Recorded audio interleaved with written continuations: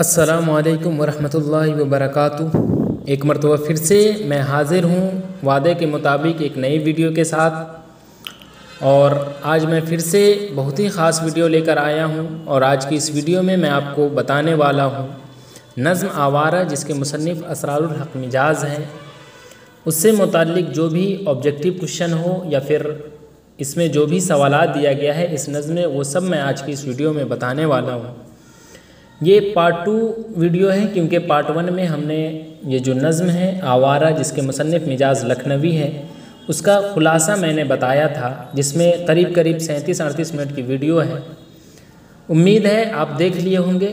अगर आपने नहीं देखा है तो लिंक डिस्क्रिप्शन में मैंने डाल दिया हूँ, आप वहाँ से जाकर देख सकते हैं। क्योंकि सबसे पहले आप उस वीडियो को देखें, फिर जाकर आप ये वीडियो देखेंगे तो आप अच्छे से समझ पाएंगे इस नज़्म को। तो चलिए हम बगैर वक्त ज़ाय किए हुए वीडियो शुरू करते हैं।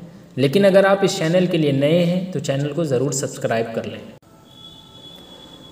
तो देखिए हम आ गए हैं टेलीग्राम पर। यहाँ पर है स्टार्ट दिस क्विज़, इस पर हमने क्लिक कर दिया। I am ready. थोड़ी देर वेट करें, उसके बाद क्विज़ का सिलसिला शुरू हो जाएगा। देखिए सबसे पहला क्वेश्चन क्या है, आवारा किसकी नज़्म है? तो मैंने पहले ही कहा था कि आवारा जो है वो असरारुल हक़ मिजाज़ की है, इसलिए इसमें सोचने की ज़रूरत नहीं है, ऑप्शन जी। चलिए आगे देखिए, सवाल नंबर 2 क्या है, मिजाज़ लखनवी की कौन सी नज़्म शामिल नसाब है? तो वही सेम क्वेश्चन है, आवारा, उसी क्वेश्चन को पलट कर पूछ दिया गया है। पहले पूछा गया कि आवारा किसकी नज़्म है, तो असरारुल हक़ मिजाज़ की है, और फिर यहाँ पर पलट कर पूछ दिया कि मिजाज़ लखनवी की कौन सी नज़्म आपके नसाब में, तो आवारा है। आगे देखिए, मिजाज़ लखनवी का पूरा नाम बताइए, तो असरारुल हक़ मिजाज़, यानी ऑप्शन बी। चलिए इसके बाद आगे देखिए, आगे क्या है, असरारुल हक़ मिजाज़ की पैदाइश कब हुई थी? तो मैंने पार्ट 1 में भी बताया था कि 19 अक्टूबर 1911 ईस्वी में रदौली जैसे मरदुम खेज़ कस्बे के महल्ले ख्वाजा हॉल में जो है वो मिजाज़ लखनवी की पैदाइश हुई थी। तो 19 अक्टूबर 1911 यानी ऑप्शन बी। आगे देखिए सवाल नंबर 5। सवाल नंबर 5 में है, असरारुल हक़ मिजाज़ की पैदाइश कहाँ हुई? तो अभी जस्ट मैं आपको बताया हूँ, रदौली में हुई, इसलिए इसका सही जवाब है ऑप्शन बी। आगे देखिए सवाल नंबर 6, असरारुल हक़ मिजाज़ के वालिद का क्या नाम था? अनवारुल हक़, इज़हारुल हक़, सिराजुल हक़ या फिर अबरारुल हक़? तो इनके वालिद का नाम जो था वो सिराजुल हक़ था, यानी ऑप्शन जी। चलिए आगे देखिए, आगे है असरारुल हक़ मिजाज़ के दादा का क्या नाम था? तो इनके वालिद साहब का नाम सिराजुल हक़, और इनके दादा का नाम पूछा जा रहा है तो चौधरी मोहम्मद हुसैन, चौधरी अहमद हुसैन, यानी ऑप्शन बी। देखिए यहाँ पर मोहम्मद लिखा हुआ है, अहमद यहाँ पर सही है, यानी ऑप्शन बी। आगे देखिए सवाल नंबर 8 में है, जगन किस शायर को कहा जाता है? मैंने पार्ट 1 में बताया था कि मिजाज़ लखनवी को ही जो है ना वो जगन कहा जाता था, क्योंकि वो बचपन में पूरी रात जाग कर गुजार देते थे। और वही चीज़ तो नज़्म में है, क्यों गुजार देते थे, यही चीज़ तो नज़्म में बताया गया है, जो मैंने पहले की पार्ट 1 में बता दिया। तो जगन किस शायर को कहा जाता है? सबसे पहले देखिए ऑप्शन अलिफ में जगन्नाथ आज़ादी है, और जगन्नाथ आज़ाद को ही बच्चे टिक लगा देते हैं, तो मिजाज़ लखनवी को कहा जाता है, ऑप्शन जी आप ध्यान रखेंगे। आगे है सवाल नंबर 9, मिजाज़ की इब्तिदाई तालीम कहाँ हुई थी? स्कूल में, घर में, कॉलेज में या फिर मकतब में? तो इनकी इब्तिदाई तालीम जो कहाँ हुई थी वो चीज़ यहाँ पर पूछा जा रहा है। तो इनकी तालीम जो है वो एक रदौली में जो है ना वो एक मकतब था, उसमें हुई थी, यानी इसका ऑप्शन डी सही है। आगे देखिए सवाल नंबर 10, मिजाज़ मैट्रिक किस स्कूल से पास किया? तो जी हाँ, मैट्रिक जो है वो Aminabad high school, Queen's high school, Christian college या फिर पटना मुस्लिम हाई स्कूल। तो ये जो है ना वो अमीनाबाद, यानी ऑप्शन अलिफ सही है। चलिए आगे देखिए, आगे है सवाल नंबर 11, मिजाज़ बीए कब पास किया? जी हाँ, तो बीए जो है ना वो 1929 ईस्वी में जो है ना, 1929 में या फिर 1935 में, नहीं 1929 में तो नहीं पास किए थे, इसमें मैं थोड़ा कंफ्यूज हूँ, लेकिन 1935 में, जी बिल्कुल ऑप्शन जी। चलिए आगे देखिए, इनमें से किस शायर का ताल्लुक़ अलीगढ़ मुस्लिम यूनिवर्सिटी से रहा? तो अलीगढ़ मुस्लिम यूनिवर्सिटी में ही तो सारा कहानी जो है, ये नज़्म लिखने की वजह जो है वो अलीगढ़ मुस्लिम यूनिवर्सिटी से ही शुरू हुआ था, क्योंकि वहाँ जब ये पढ़ा करते थे तो वहाँ की लड़कियाँ इन पर बहुत फ़िदा होती थी। और उसी बीच में जो है ना असरारुल हक मिजाज किसी एक लड़की से ये मोहब्बत कर बैठे थे, जिसकी शादी जो है वो कहीं और हो जाती है, जिस वजह से जो है ये शराब के आदी हो जाते हैं, इधर उधर भटकते हैं। तो वही चीज़ें इस आवारा नज़्म में कहा गया है, इसलिए आप पार्ट 1 ज़रूर देखिए। ऑप्शन अलिफ इसका सही जवाब है। आगे देखिए सवाल नंबर 13 में है, मिजाज ऑल इंडिया रेडियो में मुलाजिम कब हुए? तो ऑल इंडिया रेडियो में जो है वो 1935 ईस्वी में मुलाजिम हुए थे, यानी ऑप्शन, एक मिनट, मुलाजिम हुए 1935 में, यानी ऑप्शन जी। आगे देखिए सवाल नंबर 14, मिजाज लखनवी का इलाज किस पागल खाने में हुआ? जी हाँ, तो मैंने कहा था ना कि शराब नोश यानी शराब के आदी हो गए थे, जिस वजह से ये बीमार भी पड़ जाते थे। तो जिस वजह से जो है ना वो लाहौर, रांची, लाहौर तो है नहीं, तो आगरा, मुंबई, रांची, ऑप्शन जी, रांची में हुई। चलिए आगे देखिए, मिजाज का इंतकाल कब हुआ था? तो मिजाज जो है वो शराब नोश यानी शराब के आदी हो चुके थे, लेकिन क्या हुआ था कि 1952 में जो है ना इन पर जुनून का दौरा पड़ा, और फिर रांची के पागल खाने में इनका इलाज हुआ। उसके बाद वहाँ से जो है ना 1955 में शराब खाने की छत पर से जो है ना उन्हें डबल नमूनिया हो गया। अब क्या होता है कि फिर इनकी नस जो है वो फटने लगती है। बिलाखिर 1955 ईस्वी में जो है ये इनका इंतकाल हो जाता है, यानी ऑप्शन जी। आगे देखिए, आहंग किसका शेरी मजमूआ है? 1938 ईस्वी में जो है वो मजमूए कलाम आहंग जो है वो शाये हुआ था, जिनके मुसन्निफ कौन है? मिजाज लखनवी, यानी ऑप्शन दाल। इससे मुतालिक 3-4 सवालात हैं जो आगे देखिए। आ गया दर्ज झैल में मिजाज के मजमूए कलाम का नाम बताइए, तो वही है आहंग। चलिए ऑप्शन अलिफ 1938 में शाये हुआ, जो आगे क्वेश्चन आ गया। मिजाज के मजमूए कलाम आहंग कब शाये हुआ? तो 1938 में शाये हुआ। आगे देखिए सवाल नंबर 19 जो लास्ट क्वेश्चन है, शहर की रात और मैं नाशाद व नाकारा फिरूं, यह मिसरा किस शायर का है? तो किसका है ये क्वेश्चन पूछा गया है? मिजाज लखनवी का, यानी ऑप्शन अलिफ। तो इस तरह से सारे ऑब्जेक्टिव को मैंने हल कर दिया है। उम्मीद है आपको हर एक सवालात समझ में आया होगा। अब चलिए इसमें जो भी सवालात पूछा गया है, मुख्तसर तरीन सवालात या फिर मुख्तसर सवालात या फिर तवील सवालात, उसकी तरफ मैं बढ़ता हूँ। तो चलिए आगे देखिए। तो देखिए हम आ गए हैं यहाँ पर। सबसे पहले है मुख्तसर तरीन सवालात। यहाँ पर सबसे पहला क्वेश्चन है, क्या शायर सड़कों पर आवारा फिर रहा था? तो जी बिल्कुल, जगमगाती जागती सड़कों पे आवारा फिरूं, यानी हाँ शायर सड़कों पर आवारा फिर रहा था।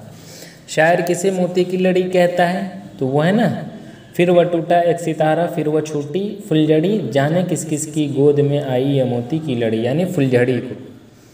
तो क्या रात इसे वीराने में चलने की दावत देती है? तो जी बिल्कुल, हाँ रात शायर को वीराने में चलने की दावत देती है।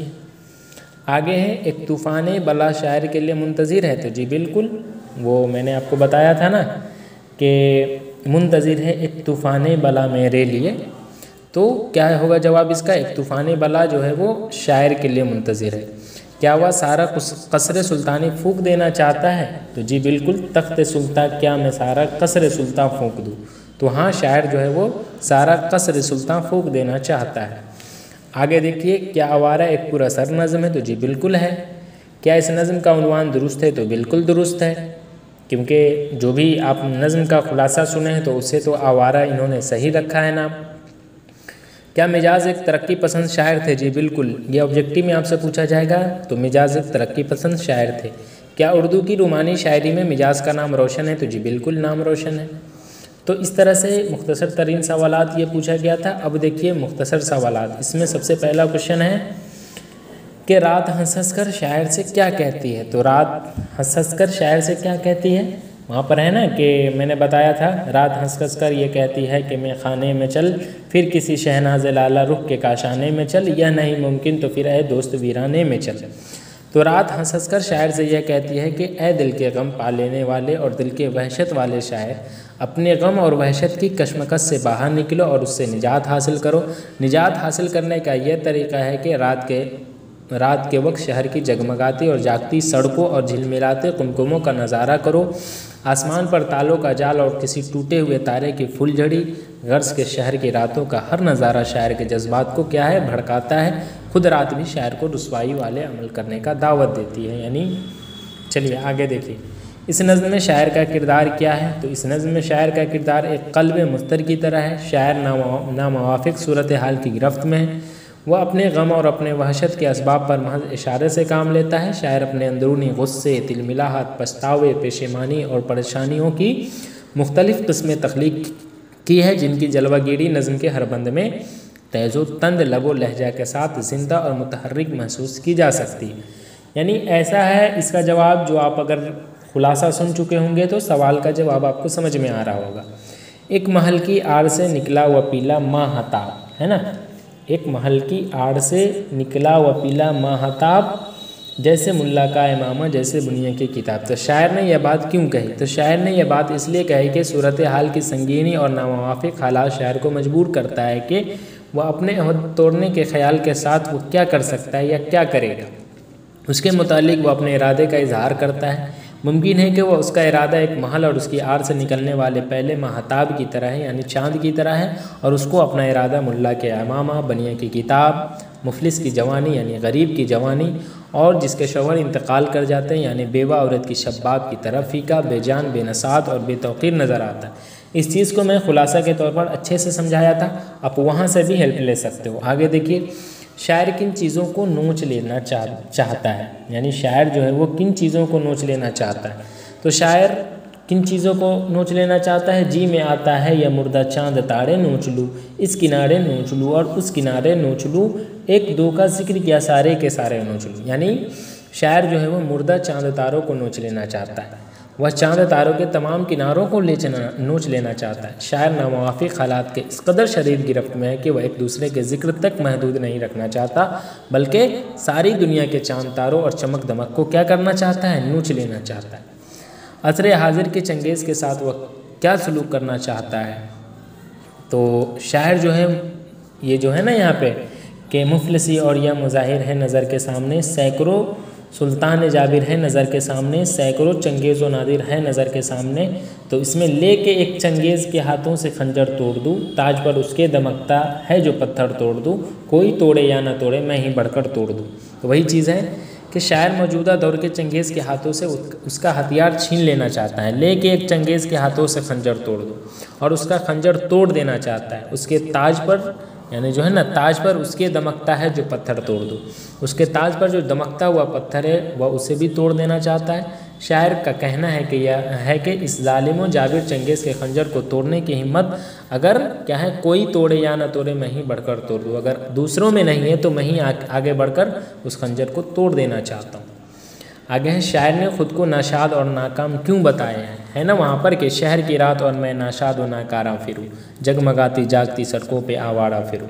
तो शायर ने जो है ना वो अपने आप को नाशाद और नाकारा इसलिए कहा है कि वह नामुवाफ़िक़ हालात से घबराया हुआ है, इसलिए उस परेशानी में वो अपने गम दिल को, वहशत दिल को पुकारता है और कहता है कि शहर के रात की रंगीनियाँ और उन रंगीनियों में नाशाद और नाकारा बना हुआ हूँ, यानी नाखुश और निकम्मा बना हुआ, जिसका नतीजा यह है कि जगमगाती सड़कों पर मैं क्या आवारा फिर रहा हूँ। शायर के दिल में गम और वहशत क्यों है, यानी ए गम दिल क्या करूँ, ए वहशत दिल क्या करूँ। तो इसमें गम और वहशत क्यों है? तो शायर के दिल में गम और वहशत इसलिए कि वह नामुवाफ़िक़ हालात के थपेड़ों का शिकार है। वह जिस कश्मकश में मुब्तला है उससे निजात हासिल कर लेना चाहता है। रात की जगमगाती सड़कें, झिलमिलाते कुमकुमे, आसमान पर तारों का चाल और किसी टूटे हुए तारों की फुलझड़ी, गर्ज के शहर की रात का हर मंजर शायर को मुस्तहिल कर देता है। यही वजह है कि शायर के दिल में गम और वहशत क्या है, पैदा हो गया है। रात के वक्त शहर के क्या क्या मनाजिर होते हैं? तो रात के वक्त शहर के जो है मनाजिर पुररौनक होते हैं। उसके नज़ारे किसी शख्स के भी जज्बात को मुतासिर कर सकते हैं। वह हर कोई अपने दिल की हालत के मुताबिक जज्बाती रद्द अमल का इजहार करता है। किसी शख्स के लिए यही रात जो है ऐसी रातें होती है हसीन और मेहरबान होती है, तो किसी के लिए यही रातें जो है ना संगीन और जज्बात को मुश्तइल करने वाला। ये तो हम लोग की ज़िंदगी के मुताबिक क्वेश्चन है। कभी हम लोग खुश हैं तो अगला बंदा ना खुश है, यही चीज़ें हैं। अब देखिए तवील सवालात में है, वैसे तो कई सवालात हैं इसमें नज़्म के अव्वलीन बंदों में शायर ने रात की कैसी तस्वीर उभारी है, या मैं खुलासा बयान किया हूँ, वहाँ से आप देख सकते हैं। इस नज़्म का खुलासा भी आप पेश कर सकते हो। इस नज़्म की शायराना खूबियाँ वाज़े करें यहाँ पर है। तो ज़ेर नसाब नज़्म आवारा मशहूर तरक्की पसंद शायर असरारुल हक मिजाज की तख्लीक है। ये आप पढ़ लेंगे, मैं धीरे धीरे आगे पीछे कर देता हूँ क्योंकि मैं पढ़ूँगा तो वक्त लगेगा। तो इस तरह से वीडियो यहीं पर कंप्लीट हुआ। वीडियो कैसी लगी आप कमेंट में ज़रूर बताएं। आज के लिए बस इतना ही। इंशाअल्लाह फिर मैं एक नई वीडियो के साथ आऊँगा। तब तक के लिए अल्लाह हाफ़िज़।